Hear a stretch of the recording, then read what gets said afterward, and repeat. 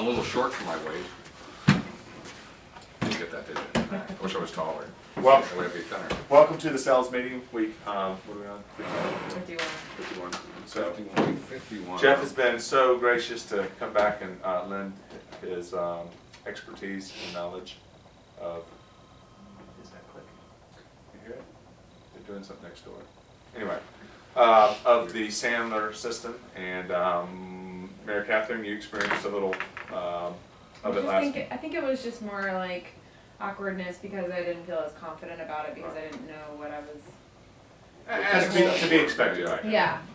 And Jenny, did you use any of the techniques? No, you just. No, I'm just good. I'm just that good. I'm just that I good. think I don't hockey have is the better term.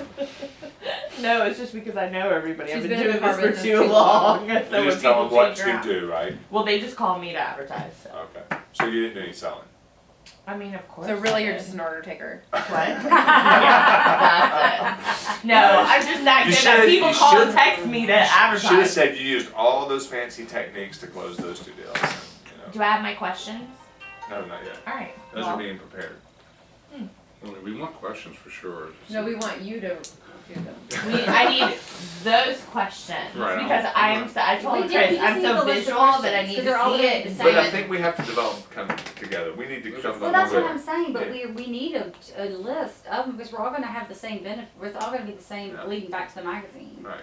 Yeah, So- you know, the whole thing to me is like in the questioning process is you don't ask questions. You know, you only ask questions you really want Right. to hear the answer to, Right. right? Or you know the answer to, or want to. That's really the trick, right? You never ask questions that you don't know the answer to, because then you're sort of like open for whatever happens. Sort of, you know, Excuse me, one second. it's a free for all. So I think when you ask questions, the first thing to decide is what's really most important to you. Because if you think about it, there's what's really valuable to you and what you want to sell. Because what ends up happening most of the time is we get caught in this selling against the objection or whatever the question is, right? They're asking, then we come back with rebuttals or things, we try to offset those conditions or the challenges, you know, and then you feel like the person puts you off and says, hey, call me back next week, or we'll do something this week but not next week, and you sort of leave yourself in somewhat in harm's way because you end up really battling. And I don't mean that in a harsh or like combative way. I just mean you battle the deal, right? You're always constantly answering, why aren't we getting selling enough cars? Why isn't your book producing more leads? Why? So we haven't set the expectations right? Because transactional selling is about price, rapport, and really that's it. Transactional selling is price and rapport, and what happens is you end up being totally subjected to that condition. So whatever, and some expectation, could be expectation, is we will sell you more cars, right? And they ask you those objections, and you try to answer them with all the ones you've learned, the rebuttals you've learned. And so the difference in selling based on a sort of a trusted advisor mentality is you change that, you shift that, right? You do what's important to you, so that the questions that are important to you that you can sell on your strengths. So the first thing to decide is what are the strengths you want to sell on, and then you ask questions about how they're handling it. So as an example would be branding, as an example, right? Branding is important.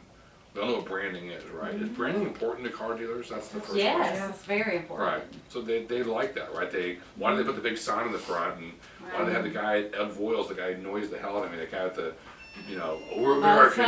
we Drew sell- Tutton. Oh my God, it's like, I hate that. Be You know American, who he buy is. American. Be American, buy American. That's my the guy, legit. right?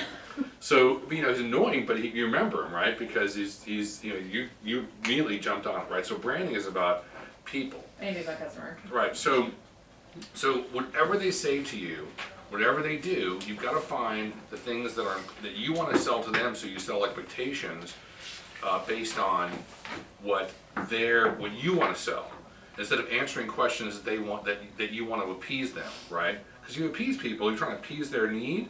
You're always going to be you're always going to be backpedaling and really defending yourself. Do you feel that way sometimes? Like you're Oh, yeah. defending? Always. You do, right? Always. You're always in Yeah, defensive because they always position. say it doesn't work. It doesn't work, doesn't work, doesn't work. Right, so typically two things happen. Existing customers have bought from you, and now they're in a position, I call it the rut, right? They buy and bitch, buy and bitch, buy and complain, buy and complain. But because we set the expectation to be very transactional. So the only way you change existing customer experiences is by sort of shaking it up a little bit and changing it, and that's usually falling on the sword and repositioning who you are and what your expectations are, and sort of having a sort of a redo or a do-over, you know. But you do that in a very fun, sort of upbeat way, and you guys all have that ability, right? So walk in and say, hey, I talked about this last time. I think it's my fault. I think I've set the wrong expectation here, and please, if we can kind of hit the reset button, that'd be really great, because I'd like to actually sit down with you and really talk about your business, right? More about how I can be of service to you and partner, because when you move from transactional to trusted advisor, trusted people that become trusted advisors become someone, they ask you, what do you think I should do? What any ideas you had that will help me? When they're transactional, they say, how much does it cost? It's not working for me. That's too much money. I want to do that. I'm getting another deal from some other advertiser. I can do a quarter page in their book for $250, and you're asking me for $500 for the same space. And you're like, you're backpedaling, right? You're constantly defending yourself. And so the real trick is anything you bring up, whether you're asking questions or you're getting some good interaction with somebody, and they bring you back to this condition you're used to, which is really hard to get out of this sort of position, is you always agree in principle and say, I totally understand, and go back to what's important to you, right? And you need to reposition it. And the reason you ask the questions, and the reason why the questions be wrapped around what's important to you, is because you need to gather the information when you're asking the questions, take good notes or keep in your head, and have certain trigger points in which you get what you hear of the questions that are important to you. And then what you do is, when the person says, well, what are you selling, or tell me more about it, if it's a new account, as an example, and you turn around and you say, it's a great question. Before I go into what I do, can I just recap what we just talked about a little bit, so I can make sure I'm on the right page here, we're on the right track for our conversation. You mentioned when you guys do branding that these are the gaps, these are the areas that you were concerned about, right? So whatever those questions are, right, if it's branding, and you ask the person, what are you doing in regard to branding? Tell me more about your branding process. Tell me how you match up against your biggest competitors in the area. Right, that may be just general, I'm throwing a general question out, but the person says, well, we do this and this and this. Tell me how that's working for you. Where are the gaps in that? You want to find, in these questions, you want to find the gap, right? What's your expectation for success? What's your success criteria for that to work? Tell me more about what your success criteria is. Because when you get that idea of what the success criteria is, now you take that in your mind. So the person says, well, we haven't been getting a lot from it. We probably need to do this a little better or that a little better. We probably need to change our sign. It's the wrong color. It doesn't match our website. You know, all these little things. You say, well, tell me more about that. So how's your website working? Is that part of your branding structure? So usually one part of that conversation that you ask that first question sort of dovetails into more conversations, right? And when you get those things, that's your ammunition. You're sort of putting the bullets in your gun. And now the person says, tell me what you have. And then, you know, they ask you, well, let's talk more about what you guys offer. So that's great. So you say, well, this is what we offer, but and you agree in principle, right? Because it's like somebody comes back to you, they hit you in the nose a little bit and say, well, tell me more about this, right? About what you have. Listen, thank you so much. I really appreciate you spending the time with me to answer these questions. It helps me so much, you know, helps me understand your business. And if I understand your business, I can really partner with you more effectively. If I can I just recap a little, make sure I'm on the right page with you, so you take them off of this. You always give them what they want in verbally, and you don't have to be stuck sort of defending yourself. Okay, well, this is what it is, and we got full color ads, because what happens is you go into what I call the product, you become a human brochure. You start telling the features and benefits of your product, and you go off of selling the value of what you're looking for. And if I don't know if you experience this or not, you know, but then you change, right? You become right back to where you were, and now it's about price and about, you know, what the response is going to be and how many cars will we sell off of this, and you're back to the same place. So you give it to them in principle. That's what the agreement in principle is all about. I totally understand it, and I want you to understand that I want to give you the best experience in this in our publication. Before we go there, though, if you wouldn't mind me recapping. So this is what I got from our conversation. You know, your branding is here. You told me about your website experience and what you're getting off your website. number B, and then C, here's where your sales expectations, because you might want to tie that into how their sales are working. Because at the end of the day, your biggest strength probably is, and the biggest bitch from you guys, the complaint from you about them, is when you get a lead for them, they don't sell it, right? Or they don't like you. They don't convert the leads. Yeah. Follow up. Right, so that's where your questioning has to lead to. But you just can't just come out and say, well, you guys don't sell leads. We create leads, and we don't sell cars. You sell cars. That's not my job. Well, that's combative, right? Yeah, they don't like to hear that. They hate to hear that, right? So they have to come to their own you have to help them come to their own conclusion, right? People have to come to their own conclusion about their own shortcomings. sales processes. They have to really realize where they are. And you start with a question that's sort of innocuous, sort of very broad stroke. And if you want to sell, the primary thing is you want to sell branding instead of response, and you don't want to sell direct response, you sell branding. So you ask about, that's the question you ask, right? And then you take off that question and you sort of, you drill down off that question into several other questions. But you always want to lead to, let's say it goes from branding to their website, to the sign. Tell me more about that. What do you want to do with that? What would you really picture to be the right sign for you? What's really picture for you to be the right thing on your website that needs to change? What are these elements that you would change right now? Where are the gaps, right? So, by the way, just as I asked that, if I'm just thinking this, how does it affect your sales? Because when somebody comes in off those branding pieces you're trying to accomplish, how does that affect your sales? What's your success ratio and success criteria to sell this when it happens? And how good are your guys to do this, right? How good do they do? How well are they trained to really convert those leads? And what's your conversion rate, by the way? You want them thinking, crap, we're doing a shitty job. We're doing a crappy job. I'm not doing, this is on me. Because what's happened so far, I think, is that you go into these guys and they put it on you to make their business successful.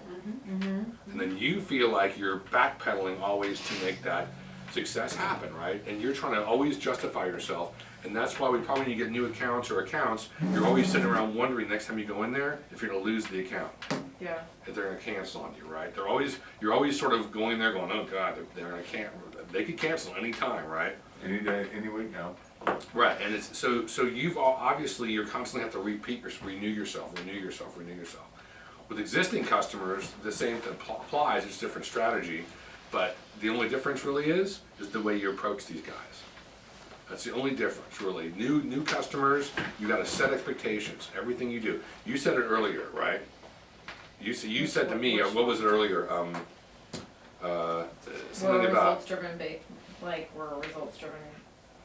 Like, what we do is No, results driven. No, I'm talking about today. You made another comment, a sort of an off-color comment, just talking earlier. But you know what it was? You did it twice already. You said don't ever tell a woman to stop. Yeah. To calm hush. down. Calm down. Yeah. So you're setting up expectations, right? You're teaching, you're educating, but you're setting this parameter, this guideline, right? That you don't do. You don't do Oh, and this. I told you don't expect us to do it again. Right, yeah, that's Yeah. what you said. So you set expectations, right? So your job is to hold your ground, right? So your job is to decide what's important to you and what you want to sell. That's where the questions come from. So what we need to do is I can make up questions, I can come up with questions, but they may not be relevant to what you're trying to accomplish in the field, right? Some of them might though.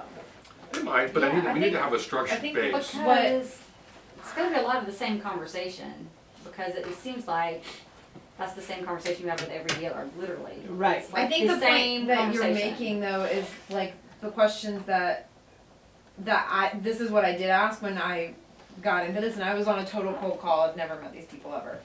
So after I sat down and talked with them a little bit, they had just moved, and I was asking them about that, and then I was like, okay, so tell me a little bit about how you guys sell cars here. So if a lead comes in, what happens after that? And he was the manager, so he was like, well, it gets to me and then I piece it out. And I was like, okay, well, you guys have a CRM, how does it work from there? And then I just went to the point of okay, well, why is someone coming to buy a car from you? So I think what we weren't asking before is what happens with the leads that are given, and not finding out, you know, if they just die or if the sales manager is going to be on top of them and is a real sales manager versus just like somebody who's putting together deals. Yeah, that's a good point, all good points. I think that really, the real key is though, is you gotta find the problem. You gotta find, cause everybody in this business sits I don't around, have they a all lot of come out, problems. they come out with their chest puffed up, right? They're egotistical guys, right? The people you deal with are probably the biggest egotists in the world, right? So they never wanna admit any kind of wrongdoing or that they're not doing it right. They're not humble in any capacity. They be nice, there's nicer ones than other ones, but they're typically very egotistical. So you gotta find the true gap. And you gotta stick with the gap. What is the true gap you're missing? Because in these question process, you gotta ask where the gap is. Because if you think about it, and this is the mantra, right? Think about this. I don't know if this will help you or not, but this is what I always think. You may have heard this before.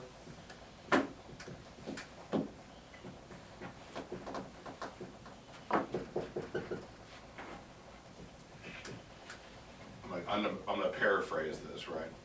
Just so I don't have to write a whole thing out here. Seek to understand, not to be understood. So you know what I mean by that? So if you seek to understand what's going on and not to be understood, when you're being understood, you're defending your product. And as soon as you start feeling yourself defending your product, you know you should always go back to seeking to understand. Right? So I'll give you an example. So this is you right here, right? And if we have two sides of you, you're schizophrenic, right? You just split personalities, right? So this side is objections. This side is questions. Right? So you're split down the middle. Every time you hear an objection, every time you hear something said to you, you always agree.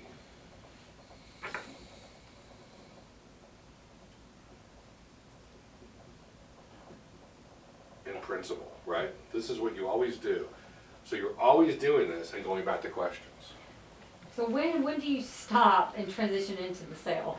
Well, Like closing the deal. Right, it's a good question because you could go forever, right? Right, Back I and mean, forth. That's what it felt Continue. like. And that's what the thing is. Exactly what it felt It's a like. great thing you did this way because that's what happens to everybody. You get into this whole thing, right? So I always say choose 3 questions.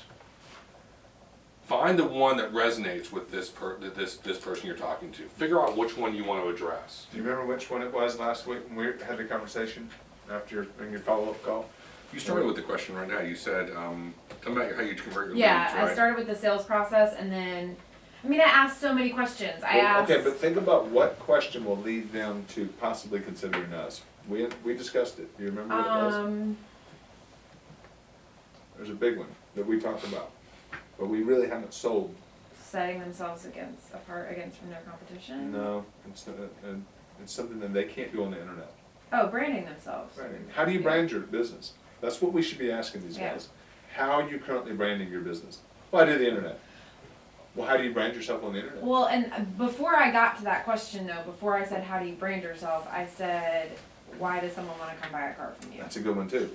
Why Why should someone? Why are people coming to you? Yeah, and how do you sell that story? How do you sell and he that? says, well, because of price. That's And I was why like, they come okay, here. well, what if someone, like, what happens when people don't buy a car from you? Like, why are they leaving? So a better question is, why don't you sell every car that comes in? Yeah. Tell me why you don't sell every car that walks through your door. Customer. Yeah. So the thing is, you ask the question, you should only be asking one question, really, the primary question, right? That's the main question. Whatever this question is, if it's branding, if that's your question, there's a bunch of other questions behind this. But always this question stays, that's why I want one question, really. And choose which question. You have the 3 standard questions, whatever it may be, right? Whatever we term it. But let's call it branding. So branding, the first thing, those other questions below it are all, tell me more about it, Right. and tell me why where the problem is and how we can, because you're trying to fix a problem. When you're trying to fix something, when you look for trusted advisors, attorneys, doctors, people that are trusted advisors, that's who I talk, people that you go, help me with this problem, right? And they say, okay, well, keep this arm, you know, in a sling for 2 weeks, you know, rest it, ice it every 20 minutes, 3 times a day, right? Or whatever that may be, whatever the prescription is. The only way you get to that place is the person you decided this doctor has value. You trust them, right? But it's hard to do that as a salesperson walking in, right? You have to, so you have to make a decision, are you a trusted advisor first, or are you peddling advertising? Are you a marketing professional? Do you understand? If you had to drive the business, what would you do? Do you ever think that way? If you walked into a car dealership, what would you do differently than they're doing? And how would you find out what they're doing first? Well, you need to ask questions. You need to ask where the gap is. How is that working for you? You know, you need to ask those kind of questions. How, you all heard this, you know, what kind of results are you getting? You know, and where can you improve? Where can you improve?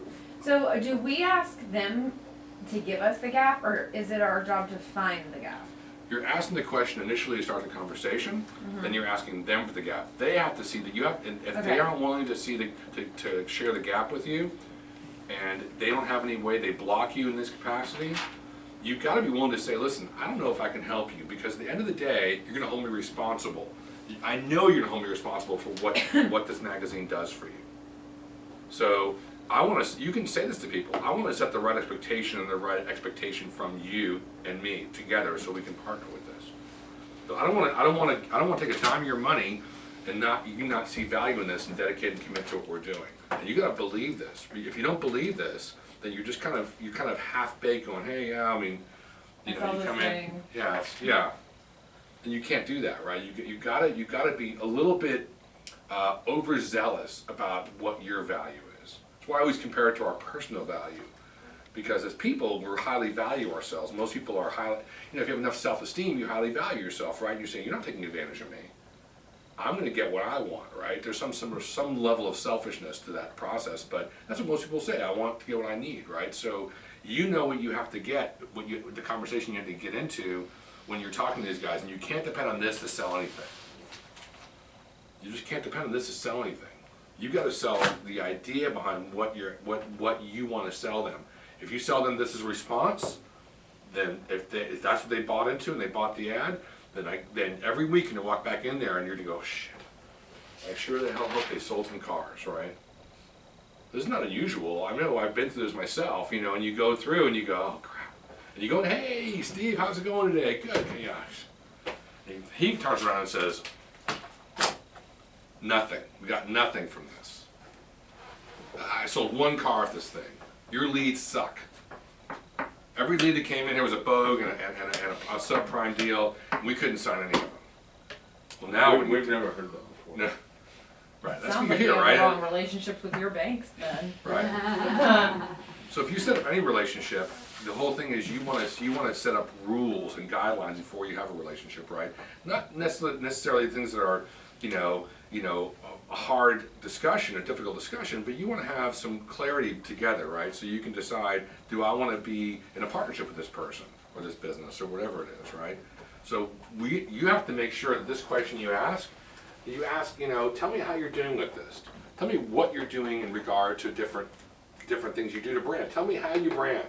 Tell me what the response level is. Tell me where the gaps are in this process. That way you're only asking 3 questions beyond the first question, right? Yeah.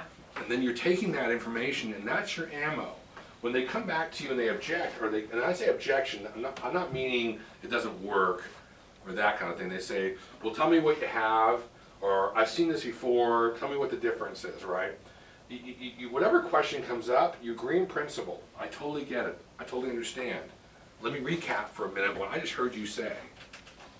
Because most people don't hear what they say. This is a true thing, right? They only hear, they really listen to you to a certain degree. They listen to themselves a lot less. If you meet somebody quickly and you hear your name, you don't hear their name. You know, people say, you know, hi, Victoria, it's Jeff, nice to meet you. But you heard your name, not my name usually. So true. You know, and so people don't hear, right? They just don't hear. So you have to get them to say it. You have to have them say it, because otherwise you're dead in the water. You're They say it, it's true. If you say it, it's not. Yeah. That's the bottom line. So, well, what about, okay, so I know you were like considering this as an objection, so like, when I was on this call, like, he had absolutely no idea, like, what I did. And then he finally got to the point, like, after we discussed this, he's like, so, like, what do you do? Like, he knew that I, like, could help him, like, market his business. So would you consider that on the objection side? When he Yes. finally is asking me, like, okay, so what is it that you do? Like, how do I get to the point where it's, like, okay for me to talk about, Yeah, that's the thing. What- That's, so you, Go ahead. Go ahead. Well, here's what I would have responded. I would not have whipped a magazine out at that point, because what Uh-huh. happened as soon as he whipped up, you whipped the oh, magazine. he went like this. Yeah, they closed up. Boom. That went Whoa, like that Brent. right away. So maybe it's better to say, listen, here's what we specialize in. We specialize in. We specialize in connecting buyers and sellers. People that are currently in the market to buy a vehicle, we target those people, and we put your inventory in front of those people. Do you see value in that? Do you think that would help your business? Yeah. Well, I think what you would do is you would capitalize more on the branding aspect, if that's what we've been talking about, is you would say, Well, you want to get to that. Furthermore, you want to have him understand that we're connecting buyers with sellers, and then you would say, we also do branding. So one thing that is very difficult for dealers to do is brand themselves. Now, because most dealers we walk into, would you agree, Mr. Customer, are just on the internet? Yeah, we just do digital. Okay, well, if you move away from, there's really only a few ways that you can brand yourself in the marketplace. It's very difficult to brand yourself on the internet, because guess what? People aren't seeing you on the internet. They're not going to autotrader.com, cars.com, carsforsale.com when they're not in the market to buy a car, are they? right, They're just going there when they're in the market. So we put your message out there, and you can do it a few different ways. You can do it through TV, which is very expensive, radio, billboards, or targeted media. We're targeted media. We can offer you a very cost-effective way to brand your store in the local marketplace. So let me ask you a question. So, and I'm just asking this, so, I'm sorry, this is.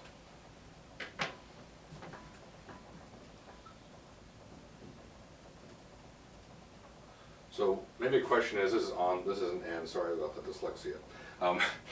Online strategy, right? So what's your online strategy? I'm asking that question as a top line question, right? It's just an icebreaker question. And you say, so maybe the next question is, so tell me how you get them in a conversation. Tell me how what your online strategy is. And then the next question may be, tell me how it's working for you, right? Tell me what you're getting, give me just a quick idea of what your so success what's an rate. example, like, of an answer that someone would say, like, oh, we just always wanna be the cheapest online? Well, it doesn't matter what they say, right? What really matters is tell me what happened. The real question is, you're getting back to what you want to sell them, right? And you're trying to cover the objection they're going to come up with to you with after you talk about this stuff. So that's where you find your questions. So the objections came around, just said, we get most of our stuff through online, right? That's where we get most of the value. So the real question is, well, what happens when customers aren't online? How do you cover that? Because nobody's online 24 hours a day. And I'm spitballing here with questions, right? And you tell me, but, so, what happens when you're not on the internet, when a customer's not on the internet, what's your strategy there to touch that customer? Or maybe, like, what's the strategy of, like, when a customer's not in the marketplace to buy a car right now? How do you get in front of those customers? Because people are buying, I don't know what the percentage is anymore, was it 2% of the population is buying a car or something like that? At any given time. At any given time. So very small percentage. How do you stay in front of those people in a local area? I like that. How do you reach the customer when they aren't online? I like that question. So those are quite, but it's a question that brings you back into the fray, right? It brings you back into this Right. position of saying, Right. well, that's where we come in. That's where our product is really a niche product in this marketplace. And the reason why you've seen now what's another objection? Another objection is distribution is shrunk, right? There's less magazines out there, as an example. Maybe that's one of them. I don't know if that is or not. Is that one of them? No, nobody ever talks about it. Okay, so that's not an issue. Okay. What they would say before, they would say that is, well, it's just obsolete anymore. There just aren't magazines anymore. Okay, right. So that's an objection, right? Yeah. It's an objection. So you agree in principle, right? I totally get it. If I was in your shoes, I'd feel the same exact way, right? Because what you see is you just see the surface level what's going on. So I totally get why you'd feel that way. If I may, can I ask you a few questions wrapped around that piece, right? So that's where your question comes from, right? So what is that? If you had to draw a straight line from that objection to a question, that's where your question comes from, right? So you know, what was there was again, it was, what'd you just say? What was the objection? It's obsolete. It's obsolete, right? Print's dead. Print's dead, right? So you have to prove the print is not dead, okay, and then they have to say it. You can't say it. They have to say it, right? So that goes back to online strategy. So I'm guessing you have an online strategy, and that's where you see the market going. Would that be a fair assumption? Yes. That leads back to, tell me how that's working for you. Tell me what your results are and your success criteria is for online marketing. Give me an idea just so I get a better feel for it. Because, you know, you may be right, but I'm you know, wanting to get an idea so we can partner well together. And so, you know, you ask that question, right? Then you turn around and say, well, what happens? And the next question is, what happens when, I'm just curious, what happens, do you think, people aren't online, because they're not online 24 hours a day. What happens then? How do you capture that business? How do you get in front of those people? How do you brand to get in front of those? Are you just planning on driving by your store every day? And say, ooh, look, affordable cars. Look this, you know, national sales. Oh yeah, oh yeah. You know, that's what you're hoping for, right? Well, not everybody drives by your street every day. How do you get the people, where do you draw your business, where do you get your business from? How many Oh, zip so you mean codes? you only want to sell cars to people that are on Driving the by? street? Yeah. You only want to sell cars. You say that all the time. Oh, so you only want to sell cars to people that are on Cobb Parkway? Right. But that's what's that called? It's called a demonstrative question. Because you're making a statement, really. You're not really asking a Yeah. question. And when you make statements, what happens is they go, I was gonna say, you're basically telling him he's an idiot. right. So I mean, it's Well, a tactic they use as yeah. car dealers, right? Car dealers use that tactic, so they're not really prepared. They're really prepared for you to have that tactic. Right. Don't car dealers hate to hear you become aggressive? They really hold us responsible for being aggressive, but they could kick our butts on the lot. When you walk in a lot, there's some lot lizard walking over there will ask you, how can I get you in a car today, you know, ma'am? You know, and they're pushing cars, right? And they can do whatever they want, they can be rude.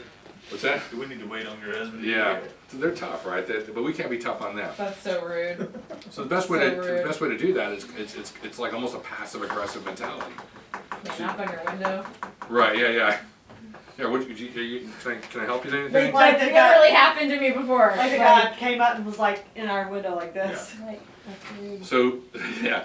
So all I would tell you is to come with these questions, and I think it's a good subject to start with. Is first of all, seek to understand, not to be understood. So always think, I seek to understand. Every time I talk to somebody, I want to ask more questions, because when I want to find out what about them, there is a fine line, right, where you ask too many questions and they become obnoxious. So you have to kind of get them talking to you and let them ask you questions as well. I think 3 questions with about 2 to 3 follow-up questions is about max. When I mean follow-up questions, I mean these. Yeah. How's it working for you? What are your results you're getting? You know, where do you see the gaps? So that's really just, if you find that question and you see the gaps, those gaps are your Right, that's where you're leverage. gonna attack the weakness right there. Yep. That's where you're gonna be like, okay, well, this is how I can fix this. This is how I can fix Yeah. this is what So- you said. So here's the I'm solving your problem for you. And this is another one. You want to find out how important this gap is. How important is that gap? Like, Is that something you want to fix? Okay. Is that something you want to make a change with? And then, how do you plan on doing that? What's your strategy for doing that? I want that person smaller and smaller and smaller and smaller and smaller until they sit down and go, I have a frickin' problem. Can you help me? Not, here's how I can help you, Mr. Customer. I want them saying to me, my goal at every call is always to say, tell me how give me an idea how you can help me. We always spend our time going, hey, let me show I can help you, right? We want them saying to us, how can you help me? Tell me more about this. Tell me how that works. Tell me more. But you want them salivating, right? And the only way you do that is when people have a problem, right? When you're ready to do something as a human being, and you're ready to make a decision and buy something or get something, and you're shopping for things, you're in that high buying mode. you're asking people, you want to hear good information. You want somebody to sell you the product, right? You want that. Right. And you're hoping this person gives you good information, whether it's a retail store, or it's a car dealer, or it's just an advisor, or an insurance agent. You want this because you've decided to make this purchase. Well, that's a hard thing for us to find, right? Because very few prospects are just ready to do that. Yeah. So you have to convert their position so that they are feeling that, so you add enough value and you're not just shoving product on them. So you're just basically, you're creating this persona that you've got something of value, and if you don't believe it, then they won't believe it. And the way you build this value is by deciding where your strengths are and where you're most often attacked, and then turning this attack around to your advantage. Because this is, you guys, you're online all the time. Well, we get all our stuff from online. So now you have to find the gap in online so you can make that you be the gap filler. Okay? That's all. That's what I think that's enough for you guys today. Okay. That's good stuff. Yeah. Yeah, I think I think what we all were talking about is we just need a clear sales process. Yep. You do. Of okay, Totally agree. we're gonna Because here's the reality, and Beth can attest to this because you sold back almost 20 years ago now. Sorry. Sorry. It's 5 years ago, it's 25. Way to call her out. Right, right, 25 years. She recruited me in 1994, so if my math is correct, that's 20 years. He's gonna kick a But portion out of this. we operated in a time at Auto Trader Where where was you he? didn't even have to be good. You could walk you're the in, drug dealer. you could walk in and people would go, let me have it. I want it. And Yeah, give it me worked more. because, and here's why. Consumers used to buy more by picking these things up, right? Now there's something called the internet, right? Which is going away. So it's changed the buying behavior, right, of the consumer. And the buying behavior now, people are still picking them up. We just have to shift our way that we sell this. We can't sell the way we did even 10 years ago, 5 years ago. We have to sell this as a branding tool, right? And not direct response. Now, are you gonna sell some cars from it? If your processes are in place, yeah, absolutely. I mean, we were at a store yesterday at United or the day before, and a guy walked in and he introduced himself to the manager and he was about to walk out the door and I said, sir, what brought you into our store today? And he goes, oh, the magazine. I said, excellent. So you So, were the one that we already. United, yeah. Yeah. Yeah, so, we'd love to hear those stories, but we're gonna be calling everybody in that's bought over the past 90 days for Maxi Price, and we're gonna find every single customer. I'm gonna interview every one of them. Victoria's gonna help me, and we're gonna interview these people and find out what brought them into the store. Because we know it's working. Their CRM only shows 2 sales for us in the last 30 days. My goal is to find 5 more. Because the dealer right now just sees us as a 2-car producer. But I think what I was thinking about, what we've talked about more and more, with Car Connection, and I was totally creeping on Ed Boyle Sunday and all of their totals for Yeah. the leads. Auto Trader has sold them 4 cars and they've gotten 14 leads out of it. Mhm. So they have a higher percentage of closing Auto Trader leads, but we are more of a quantity producer. I mean, more than quality, wouldn't you guys agree? So it's their job to convert those quantity into quality and turn it into an actual real sale rather than just being freaking lazy and saying, oh, well, they're coming from Auto Trader or they're coming from True Car, so we know they're gonna buy. Yeah. So that's the way I look at it. And like you were saying, it's more expensive for Auto Trader, so it's a $1,000 a car. Right. Well, at a lot of stores. That's yeah. what it was at Hyundai. Yeah. It was a $1,000 Same thing? store. Yeah. Wow. Grand, 4 cars sold. 4 cars sold. And they got 14 leads. Yeah, and their front gross was not super high. Right. They were making it all up on the back. Their back gross Yeah, was financing and super stuff. high. Yeah, yeah. He has amazing relationships with his Yeah. bank, so Yeah. super high on the back. Well, let's wrap it up. Congratulations, Jenny, on 2 accounts, $900 in new revenue, right? Woohoo! 975. 975, I'm sorry. Did everybody get a new account this week? And Beth got a new account. And Mary Catherine, what was your account? The AutoStar. AutoStar. AutoStar Marietta, good job. $395? Yay. 75. Oh, okay. I couldn't give him a different. Came from Lawrenceville, so I I couldn't know, give good him job. a different ride. So, But Drive Now is gonna do. He's definitely doing the double issue. cause was running every other week, so he's doing the double issue. Anybody else giving us any problems about the double issue? We'll see what Brandon We'll see. said, Yeah. so Who? everybody, what Brandon said, but so far, good. Great job. you. Hey, All right, great week. thank you. Yeah, all right, guys. Appreciate- Have a nice weekend. Thank you, you. Merry Thanks, Christmas. And a Merry Christmas to you Thank too. you. Love Jesus. I celebrate Hanukkah.